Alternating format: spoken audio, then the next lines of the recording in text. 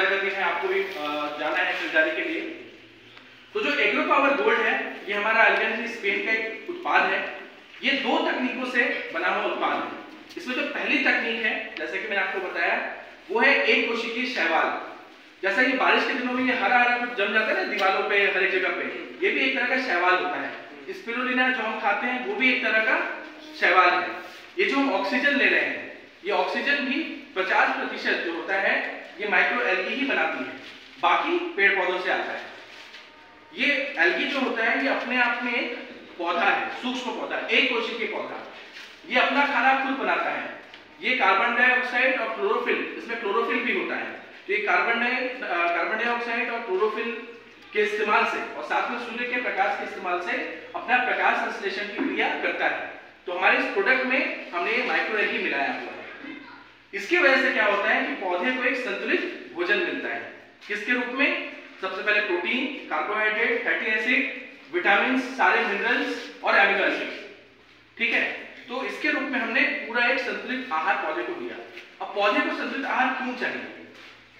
ठीक है, पौधे को जब शुरुआती अगर उसकी नींव अच्छी हमें करनी है, ठीक है, उसका जड़ ज्यादा होनी चाहिए, कल्लों की संख्या ज्यादा होनी चाहिए। अगर मैं सिर्फ धान की बात करूं, पत्तों की चौड़ाई अच्छी होनी चाहिए, उसमें हरापन होना चाहिए, तब जाके आपका पौधा एक अच्छा नींव होगा, तो उसमें अच्छी आपकी फसल आगे निकलेगी, ज्यादा बारिश, ज्यादा दाने भरेंगे। ठीक है, ये जो हमारा प्रोडक्ट है, जैसे कि हमारे लिए प्रोटीन मैं आपको बार बार बोल रहा हूँ जरूरी है मसल के लिए, सब कुछ चीजों के लिए, उसी तरह ये माइक्रो एल्गी भी पौधे को शुरुआती अवस्था में एक अच्छी तरह से डेवलप करने में, ज्यादा जड़ें निकालने में, अच्छा फुलाव करने में मदद करता है। तो इसकी जो पहली तकनीक है वो है आपका संतुलित भोजन। ठीक है, दूसरा इसमें हमने जो टेक्नोलॉजी मिला के रखी है वो एक फायदेमंद कवक की है। ये जो फायदेमंद कवक क्या करता है, ये पौधों की जड़ों के साथ जाके एक संबंध बना लेता है और जड़ों को और फैलाने में मदद करता है। जैसे कि अगर मैं बात करूं कि आज मैं एक खाली घर अगर आपको खाना परोस दूं और आपका हाथ पांव बांध दूं, तो क्या आप खाना खा पाएंगे? नहीं खा पाएंगे। तो ठीक उसी तरह हम पौधों को सब कुछ दे रहे हैं, यूरिया दे रहे हैं, डीएपी दे रहे हैं, माइक्रोन्यूट्रिएंट्स दे रहे हैं, सब कुछ दे रहे हैं, मगर क्या होता है पौधा उसको उठा नहीं पाता। ठीक है, तो ना उठाने की वजह से क्या हो रहा है, हम जो भी यूरिया दे रहे हैं, डीएपी दे रहे हैं या ये माइक्रो एल्गी दे रहे हैं, वो आपका रिस्क के जमीन के नीचे चला जा रहा है, या जब बारिश होती है तो वहां से नदी नालों में, पोखरों में चला जा रहा है।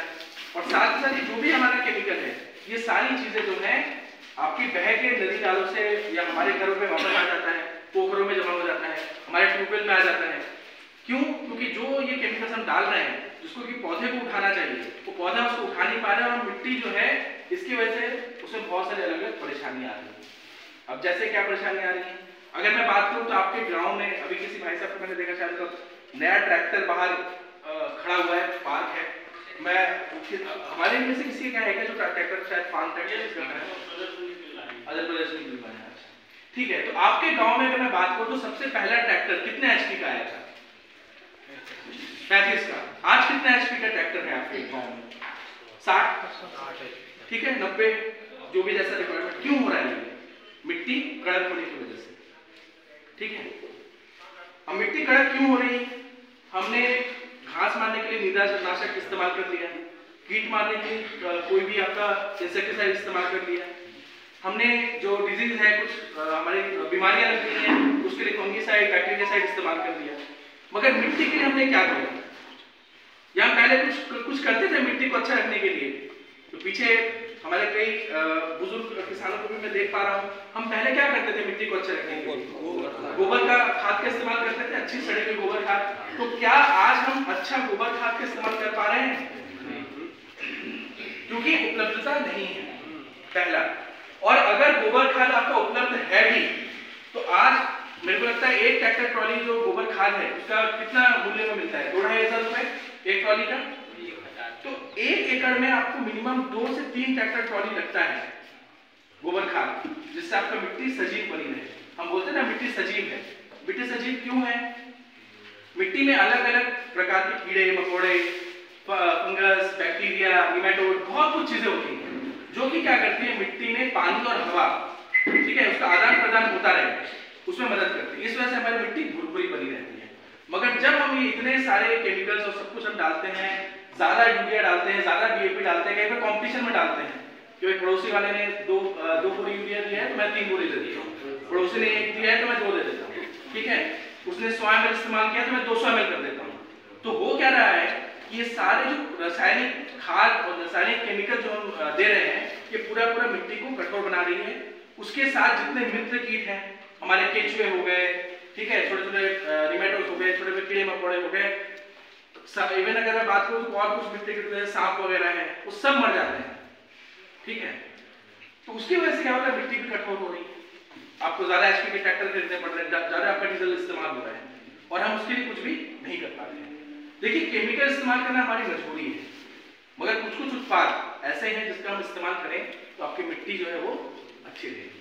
तो इसी कारण जो मैं बोलूं जो हमारा एग्रो पावर गोल्ड है, इसमें जो 2 तकनीक है, पहली है एक कोशिकीय शैवाल जो कि पौधे को भोजन बनाने का काम करती है, भोजन प्रदान करने का काम करती है, एक संतुलित भोजन देने का काम करती है।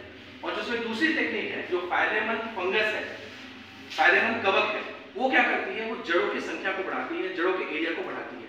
जैसे अभी अगर मेरा हाथ वहीं तक जाएगा मैं उस बोतल को नहीं उठा सकता, तो पौधे का भी वही है, आपने वहां जहां पे डीएपी डाला था ना वो वहीं पड़ा रहता है, डीएपी पौधे तक नहीं आता है, पौधे को ही अपनी जड़ के माध्यम से डीएपी तक पहुंचना होता है। तो वही है, तो वही भाई साहब वहां से उठ के अगर वो बोतल मेरे हाथ में दे दें तो वो बोतल मेरे हाथ तक आ जाएगी।